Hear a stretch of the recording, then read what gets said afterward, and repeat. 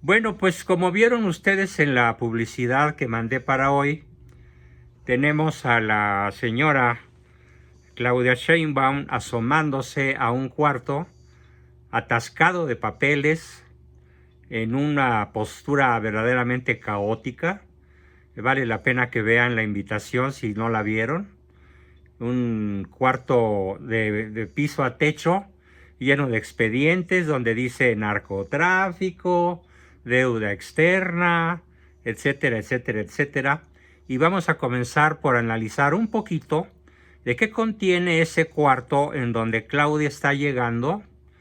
No sé si lo sepa, y si lo sabe, no sé yo hasta dónde esté consciente de a qué se va a enfrentar.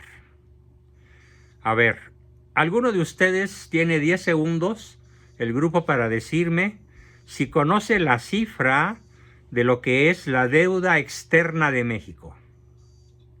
¿Alguien me puede dar Dos, la cifra? 2.000 billones de pesos. Falso. Te quedaste Ay, siete y media abajo.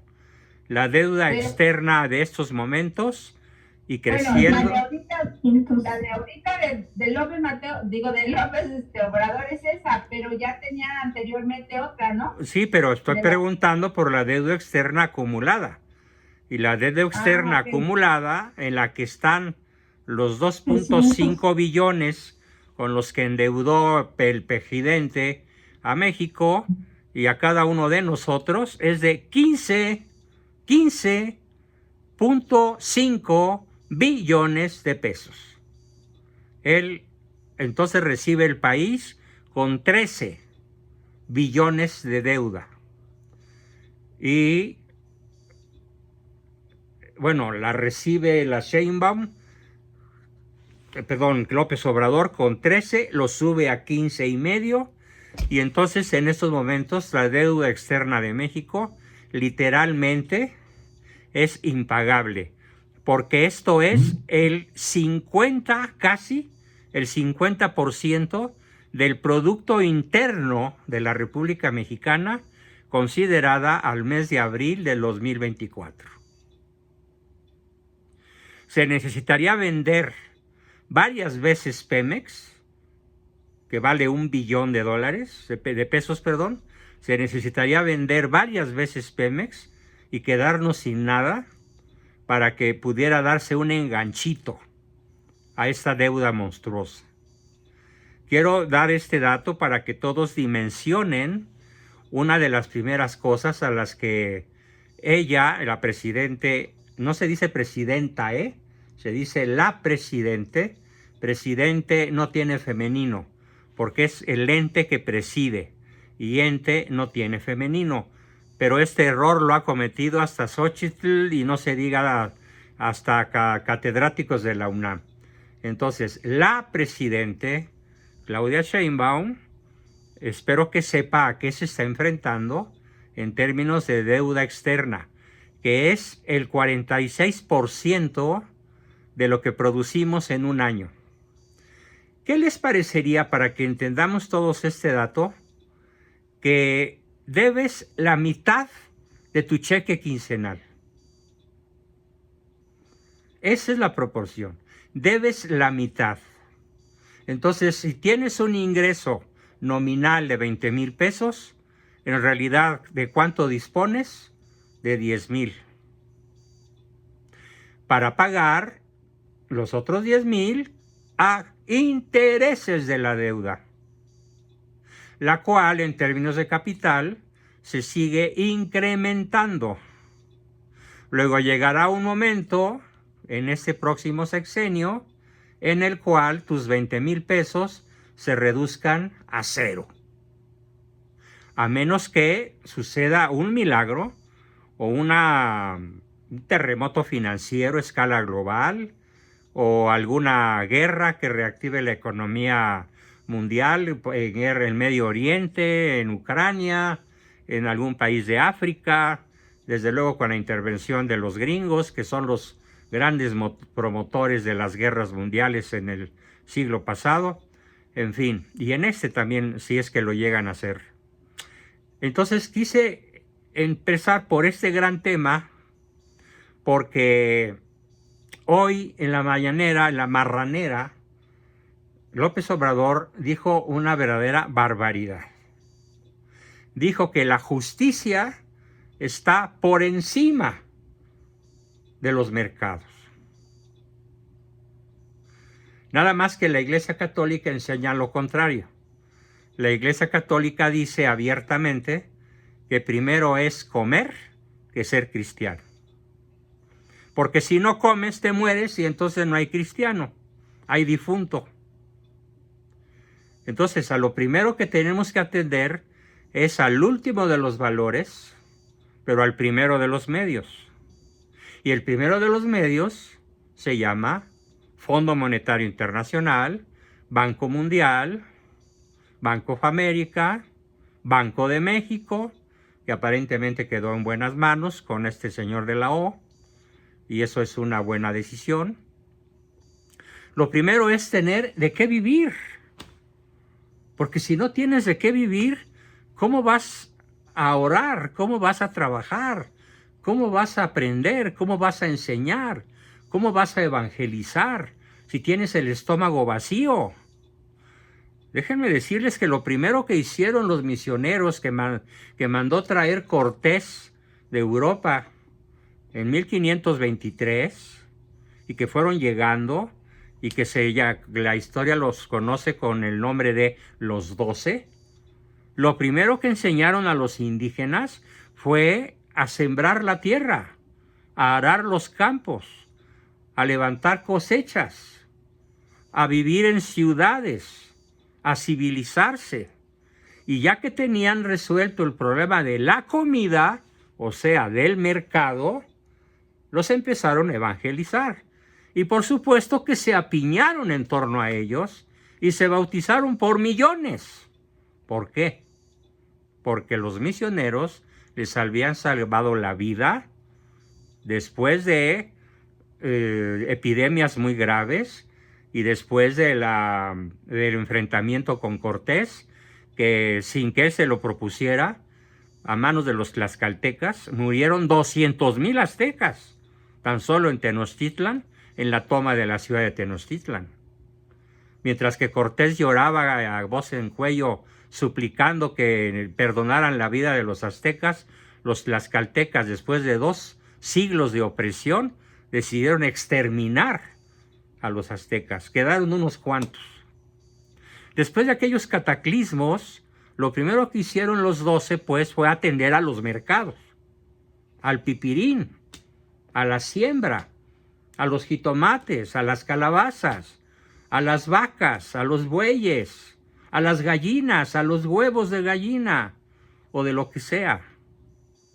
Una vez resuelto ese problema, se empezó la evangelización y el bautismo de millones se dio de manera espontánea por una decisión de un liderazgo vigorosísimo en el cual los misioneros sabiamente supieron atender la cuestión social, la cuestión mercadológica, la cuestión de la supervivencia, ahora sí que iluminados por el Espíritu Santo. Así nació México. Entonces lo que hoy dice el PG es comunismo puro. Porque él de qué está hablando al decir que la justicia es más importante que los mercados. Está hablando de que hay que seguir repartiendo la lana que no es de él. Vamos a ver, poco a poco. Entonces ya tenemos aquí que comenzó la tiranía y el autoritarismo. Lo dice una extraordinaria mujer, joven, inteligente, guapa, yo diría que incluso hasta atractiva, que se llama Alessandra Rojo de la Vega, que sufrió un atentado hace unas semanas y que es la alcaidesa de la delegación Cuauhtémoc en el Distrito Federal y que se impuso contra viento y marea y legítimamente ganó las elecciones el domingo. Ya nada más falta que sea ratificada.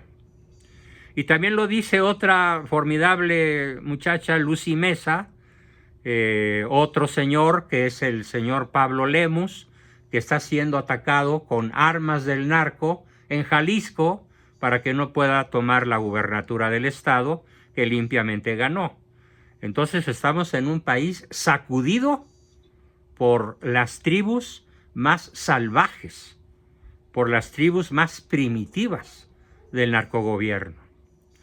Y ahora yo no he dejado de preguntarme a lo largo de la semana, que para mí ha sido en términos de salud y en términos de malestar físico, de mal dormir, de mal humor, pero de todas maneras no he abandonado el combate ni me he dejado derrotar. Me he preguntado, ¿por qué perdió tan desastrosamente la oposición contra un gobierno tan terrible, tan malo? ¿Qué es lo que debemos aprender nosotros todos de todo esto? Y bueno, ya que ganó Morena, ¿ahora qué? Bueno, ¿cómo es el mexicano promedio? Ese que dio 60 millones de votos, 35.5 millones de votos al narcosistema, que encabeza Claudia a pesar de que la marea rosa le gritó narcocandidata. ¿Cómo es posible que esto haya sucedido? Bueno, pues porque la inmensa mayoría de la población de este país solamente tiene una aspiración: a que cada quincena o cada mes le den sus 3,000 pesitos. Su apoyo para los jóvenes destruyendo el futuro, para los cuervos de la nación, para los viejitos buenos para nada. A mí que no me cuentan que no se puede trabajar a los 82 años, aquí estoy. ¿Sí? Me parece muy indigno. Incluso alguna vez pensé, bueno, ¿y qué tal si hacemos fila para ir a recibir las migajas del narcosistema? No, porque no es dinero honesto, viene del contribuyente al que trabaja y al que se le roba. Yo no quiero ganar 6,000 pesos más o 12,000 pesos más entre mi esposa y yo, aunque los necesitemos en un momento dado, porque no es un dinero bien habido. Por dignidad, no lo acepto. Porque tengo energía todavía, porque para llegar lúcido y fuerte a la edad que tengo, me he preparado toda mi vida desde niño. ¿Por qué no entonces preparar un México tan distinto como el que podía ser preparado, en vez de un México asistencialista, dadivoso, que lo único que hace es generar personas flojas, atenidas y buenas para nada? Ah, pues porque son votos seguros. Y lo estamos viendo. Lo que sucedió tiene esa primera explicación. El pensamiento entonces del mexicano promedio en su inmensa mayoría es un pensamiento dependiente, asistencialista, cortoplacista y teniendo sus 6,000 pesitos en la bolsa o muchísimo más, porque imagínense una familia de 6 miembros en donde por diversos rubros cada uno de ellos recibe gratuitamente entre 3 y 6,000 pesos. Y multiplicamos por 6 o por 5, pues entonces ya gana lo que un ejecutivo medio en una fábrica, 30,000 pesos. ¿De dónde? De los que sí trabajamos. Este es el México real. Este es el México que votó por Sheinbaum. Además, tuvo un éxito brutal, la difuminación de aquella frase del Pejelopostli, de que si gana la oposición, les van a quitar los apoyos. Y sabiendo que era mentira, la desparramó lo más que pudo, y aunque Xóchitl se desgañitó la garganta, explicando que eso no iba a suceder en el caso de que ella ganara la presidencia, no le creyeron. Le creyeron al cacas, al viejito santo de cabecita blanca. Aquí se da un fenómeno tremendo que se llama el síndrome de Estocolmo. Yo lo he rebautizado con el síndrome de esto es el colmo, haciendo un poco de buen humor. El síndrome de Estocolmo consiste, a partir de la historia de un secuestro ocurrido en Estocolmo, del enamoramiento respecto del verdugo por la víctima. La víctima se enamora de su verdugo. Ese es el síndrome de Estocolmo. Y entonces tenemos a una víctima de 130 millones de habitantes que nos arrastran al síndrome de Estocolmo, casi 36 millones de habitantes de este país que no ciudadanos, mientras otros 40 millones que no salieron a votar, se rascaron la panza el domingo, y a los que sí fuimos a votar, literalmente nos abandonaron. ¿Por qué? Por asedia, que es la forma elegante de llamarle a la pereza, por incredulidad, por simplemente no tener ganas de levantarse a las 8 de la mañana e ir a hacer una cola que ya se veía de kilómetros, ¿sí? En una primera visita que hicimos, la cola era kilométrica, regresamos un poco más tarde, la cola ya era muy accesible, pero hubo muchísimos lugares en donde la gente aguantó hasta 10 horas de cola. Y hubo muchos lugares, sobre todo en Europa, en donde después de 10 horas de cola no los dejaron votar. ¿Por qué? Porque los dueños de las casillas se dieron cuenta de que los votos que iban a emitirse eran a favor de Xochitl, y a media tarde dijeron las boletas se acabaron, aunque allí hubiera todavía más boletas.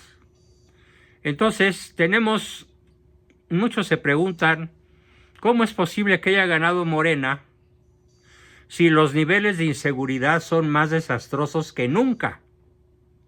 Si la corrupción, comenzando por la de los hijos del presidente, es imparable. Y los servicios básicos, en todos sentidos, médicos, carreteras, hospitales, seguridad, están reducidos a migajas. Los autores que he consultado, nos quedan vivos 2 periodistas muy valiosos.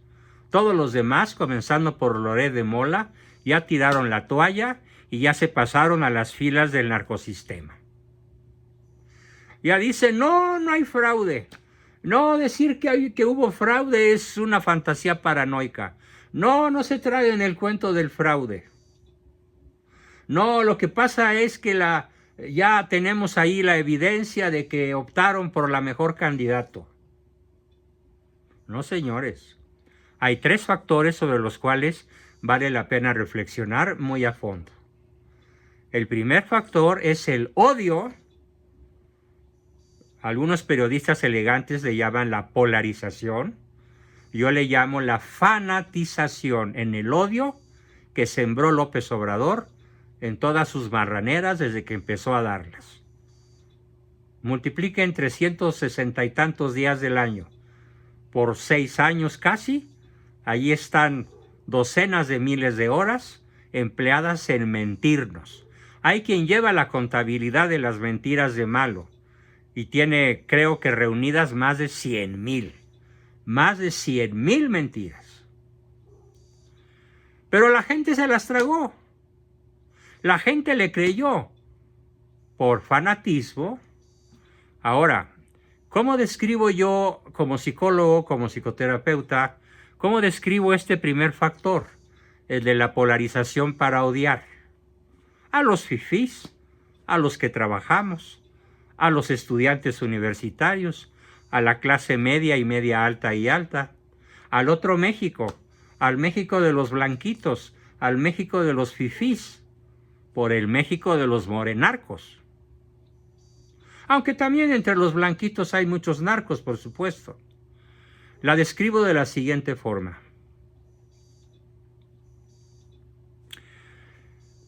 Cuando se da este fenómeno de la polarización con odio y con fanatismo, cualquier crítica contra el líder, en este caso Malo, se toma de forma personal.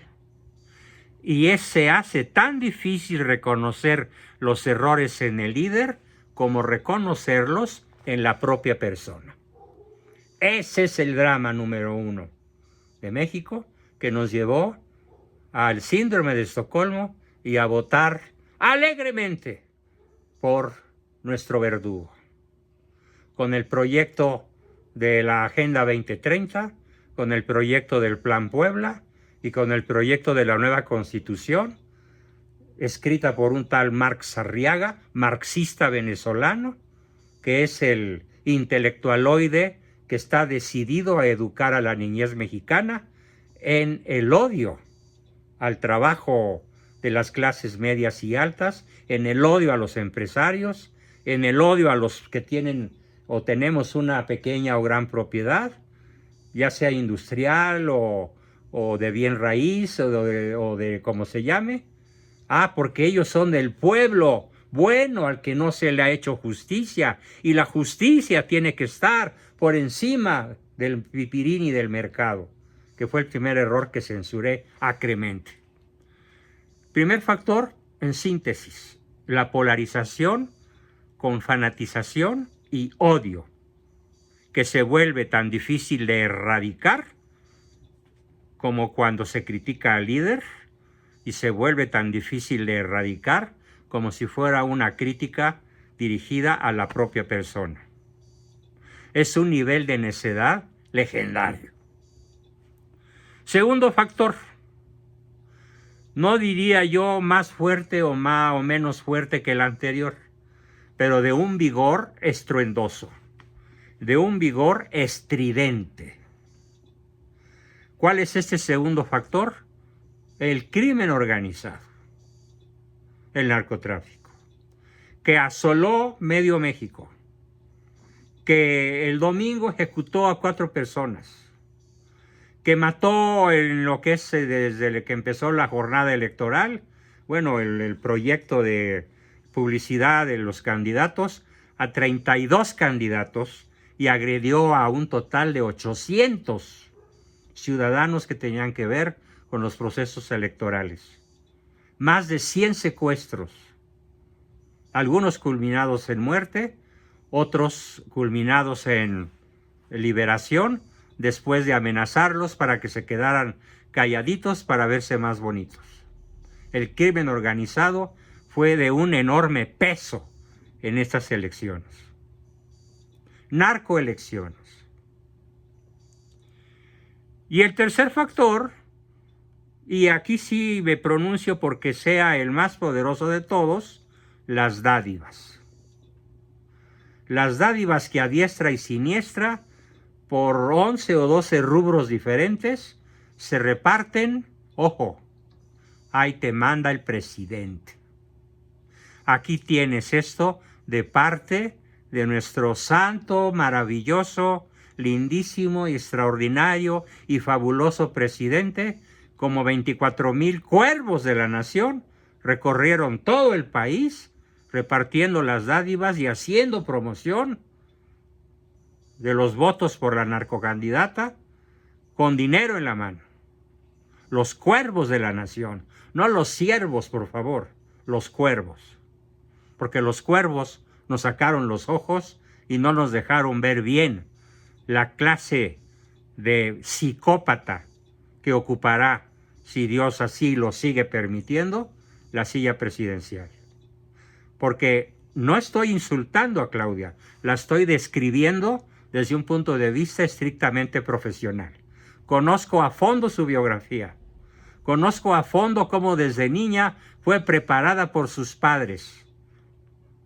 Uno de ellos, búlgaro comunista, desde muy pequeña, para que un día llegara a ser la presidente comunista de México.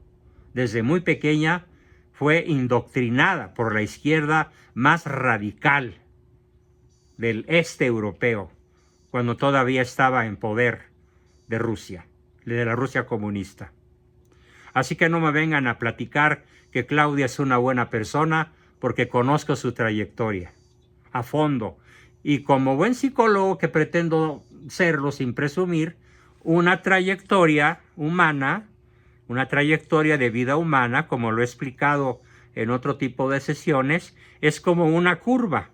Si ustedes empiezan a dibujar con un compás o con su dedo empiezan a dibujar una curva, díganme si no, por favor, es perfectamente predecible en qué punto va a caer esa curva. Pues entonces la trayectoria psicopática de Claudia Sheinbaum, ¿a dónde está destinada a caer? A la comunización de México. Pero no para este año. No. Hay algo que le aprendí a mi padre, que era un formidable historiador. Y de él aprendí que el comunismo es una secta diabólica, luciferina, extremadamente astuta e inteligente, que tiene la astucia y la inteligencia del demonio para lograr sus éxitos en el planeta, y que aplica sus tácticas de manera gradual. Se llama gradualismo.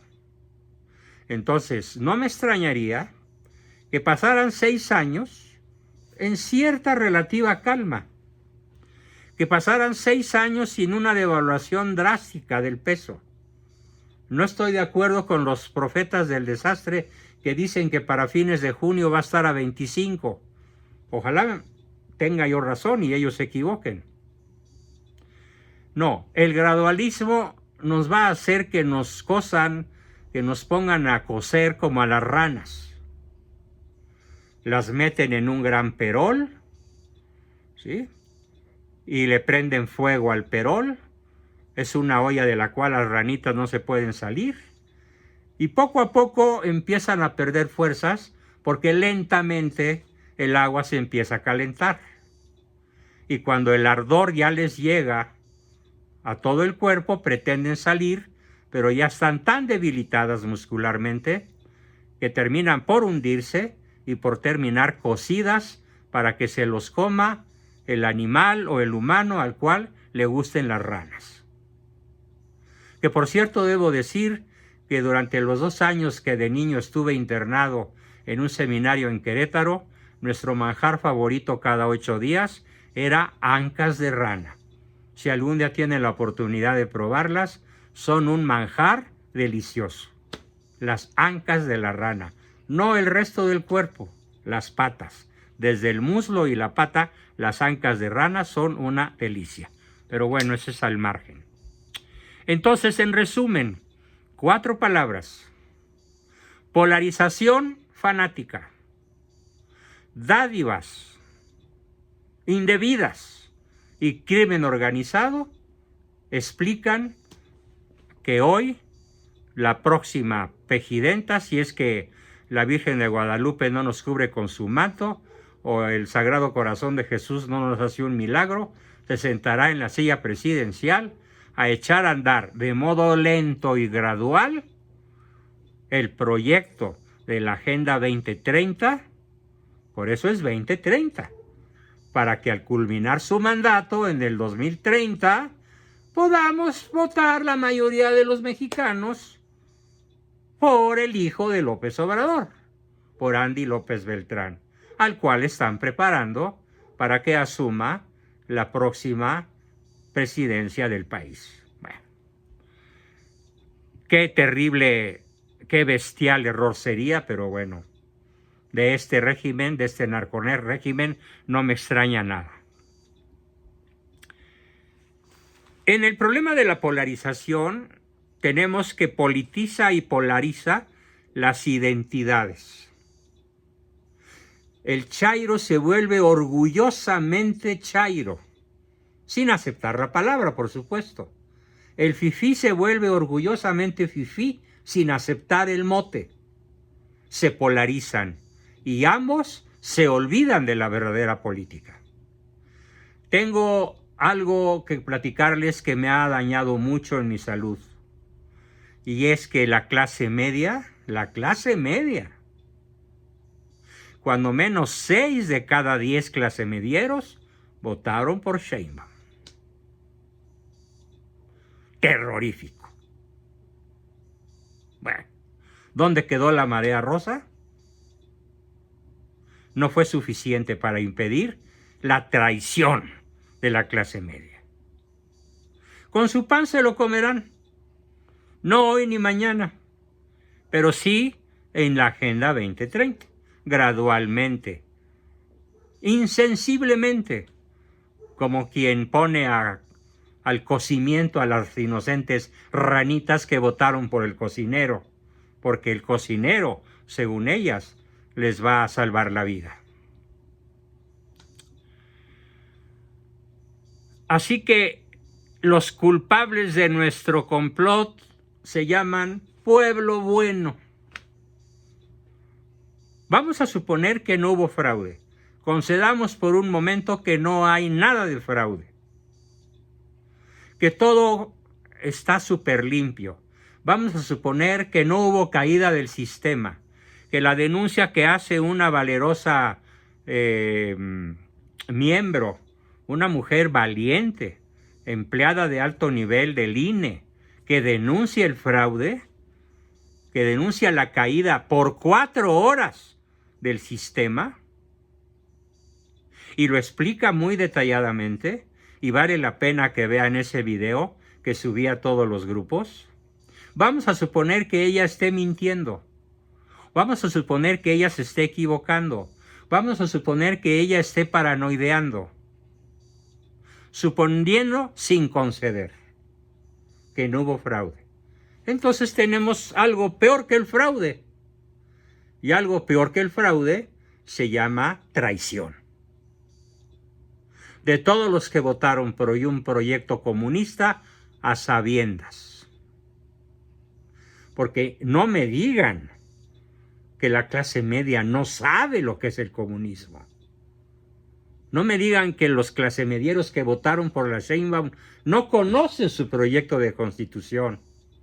Si fue uno de los libros más difundidos en los últimos, cuando menos, 2 años. No me digan que esperan que ella sea una ciudadana modelo, que clausure las megaobras del PG por inútiles y costosas y que recupere lo que pueda de ese dinero. No me digan que ella se va a enfrentar al narcotráfico y va a meter a la cárcel a los grandes capos del narcotráfico, por Dios. ¿Con qué ejército corrupto los va a enfrentar? ¿Con qué policía corrompida los va a perseguir? ¿Cómo le va a hacer? Va a tener que pactar. Lo he dicho hoy, 7 de junio, y dentro de unos meses ustedes lo estarán viendo. Cómo esta narcocandidata, narcoelecta, seguirá siendo una narcopresidente que va a pactar con el narco porque no tiene medios, aun suponiendo que quisiera combatirlos, no le dejó el PG hueso sano, fusil sano, con el cual combatir al crimen organizado. Otra, López, y se me quema la boca, López se dedicó a dividir a los mexicanos entre conservadores y liberales, ricos y pobres, honestos y corruptos, fifís que quieren conservar sus privilegios. ¿Saben cuántas veces dijo es que quieren conservar sus privilegios? Docenas de miles de veces. ¿Y saben cuántas veces esa expresión ha sido replicada en las redes? Centenares, por no decir que millones de veces. En Facebook, en WhatsApp, en Instagram. El pueblo disque bueno es que ustedes, como tú, Juan Bosco, quieren conservar los privilegios. Ay, cómo me encantaría saber cuáles son mis privilegios, caray.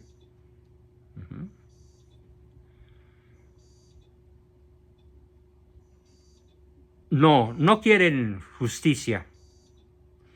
La clase baja, la clase desposeída, la clase pobre, no quiere justicia.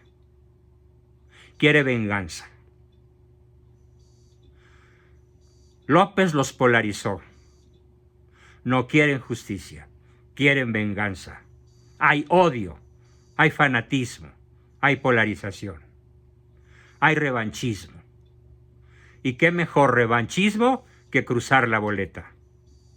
¿Y qué hay en la clase media que votó por Sheinbaum? Cobardía o ignorancia. O complicidad, que es peor.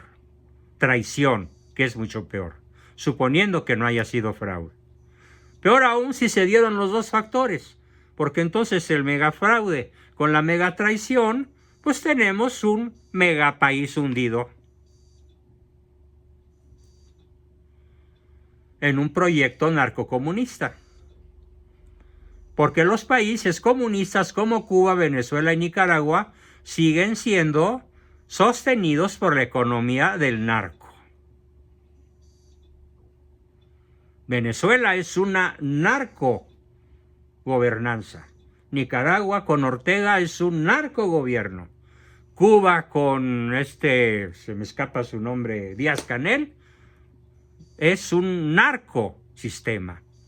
México lo ha sido crecientemente desde 1928 con el Pacto de los Generales y ahora ya está confirmadísimo como un narcogobierno.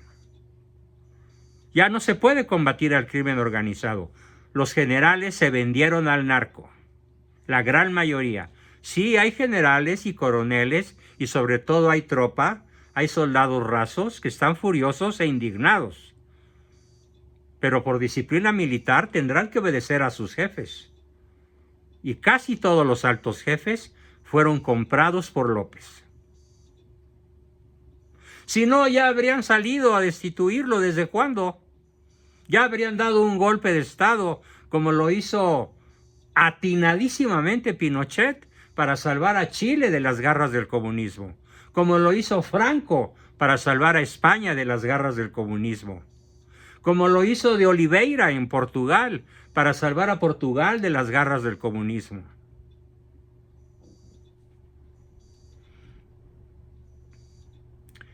El fanatismo impide el diálogo, es otra respuesta, y convierte en sospechoso al que trata de razonar, y convierte en sospechoso a los que tenemos un pensamiento diferente.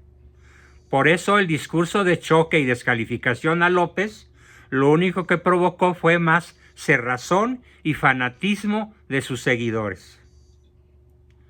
Yo decidí hace meses no volver a subir a mis redes una sola crítica directa enderezada a López. ¿Por qué? Porque me di cuenta en mis estadísticas que de la simpatía de hasta 500,000 seguidores pasé al odio de cuando menos 200,000 y al abandono de otros 200,000 y me quedaron 100. Y me llenaron de insultos.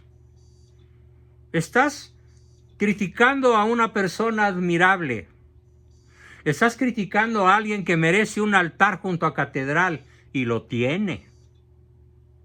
En la Catedral Metropolitana de la Ciudad de México hay un altar dedicado a López y todos los días va gente a rendirle culto. Cosa inaudita. En las puertas de catedral. Bueno, no en la puerta principal después de la reja, afuerita, en la banqueta. Y si a esto, a esta cerrazón del bando pegeliano, le sumas el dinero repartido a los votantes beneficiarios de programas sociales, a las pensiones para adultos mayores, al programa de jóvenes construyendo el futuro, a las becas Benito Juárez, al programa Sembrando Vida. ¿De qué se trata todo eso? Fíjense, repito, programas sociales, adultos mayores, jóvenes construyendo el futuro, cuervos de la nación, becas Benito Juárez, Sembrando Vida. ¡Qué manera de comprar el voto! Inicua, perversa, malevolente, diabólica, plan con maña. Los hijos de la luz han demostrado en México, en este último sexenio, ser infinitamente superiores en astucia y en técnica a los pocos hijos de la luz que quedamos. Los hijos de las tinieblas nos superan en inteligencia, en astucia y desde luego brutalmente en recursos económicos. Xóchitl se enfrentó no como David a Goliat, porque David tenía una onda que resultó mortífera. Xóchitl no tenía ni siquiera una resortera. Y es que los electores que son los beneficiarios de los programas sociales representaron el 64% del voto por Claudia Sheinbaum. El 64% de los que salimos a votar. Si estos apoyos sociales, todos los que enumeré, no hubieran sido dados con tal sentido del despilfarro, porque, ¿por qué digo despilfarro? Por el incremento de la deuda externa en 2.5 billones de pesos. Este incremento bestial es el que se dedicó a la coima, al asistencialismo, a los beneficios disque sociales. En lugar de enseñar a la gente a pescar, les dieron el pescado frito y les llevaron el bocado a la boca con todo y tenedor, como si fueran niños pequeños. ¡Qué indignación y qué indignidad! Ambos conceptos a la par. Si la gente no hubiera recibido los apoyos sociales, calculan los grandes periodistas como Ricardo Alemán o el mismo Pedro, Pedro, ¿cómo se llama? Ferriz. Me bloqueé de pronto. Gracias. Si los programas sociales no se hubieran desparramado de esta forma, ellos plantean un panorama electoral de un 47% para Gálvez y un 36% de Sheinbaum, datos que ambos publican en el Financiero de ayer. Entonces, lo principal fue fanatizarlos, después mantenerlos. Yo recuerdo el día que yo cumplí 11 años, el día que cumplí 6 años. Me hice algo indebido y mi papá me lanzó una regañada que contenía esta frase: ¿eres tan inútil que aspiras a que te mantenga el gobierno? No, papá, no, perdón, y ya hice lo que tenía que hacer. Desde los 6 años se oía aquella expresión de que si eres tan inútil o tan flojo que te mantenga el gobierno. Y créanme, juré que a mí el gobierno jamás me iba a mantener. Por ningún motivo, y lo he logrado, gracias a Dios. Entonces, fanatizarlos, mantenerlos y amedrentarlos. Anoten por favor estos 3 verbos. ¿Cómo logró la Sheinbaum 64% de votación? Con amedrentación, mantenimiento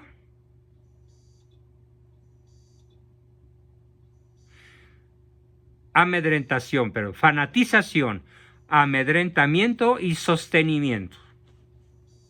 Programas sociales, fanatización polarizante y amedrentamiento con el crimen organizado. ¿Por qué López Obrador se alió con el crimen organizado con su famosísima frase de abrazos no balazos? ¿Por qué tenemos casi 190,000 víctimas desde que se comenzaron a contabilizar? ¿Por qué ayer, antier y anteantier siguen cayendo como pajarillos muertos por el clima, como changuitos muertos en la selva lacandona por los 47 grados centígrados de temperatura? ¿Por qué siguen cayendo tantas víctimas inocentes? Por la fanatización, el amedrentamiento y el mantenimiento de la población en casi su totalidad. Y si a esto le sumamos personajes tan impresentables como Alito Moreno o como Marco Cortés, pues entonces ya tenemos juntas todas las causas perfectas del desastre. Pensaba que iba a lograr terminar los 30 puntos que coleccioné de aquí a allá y acullá sobre las causas de este estado de casi coma en el que tenemos a la República Mexicana, pero me quedé con muchas causas todavía en el tintero, pero las veremos en otra ocasión. Por ahora, debido al agotamiento físico y mental al cual estoy enfrentando, les ruego comenzar con sus preguntas, aportaciones y comentarios para yo poder respirar un ratito. ¿Quién quiere comenzar? Adelante.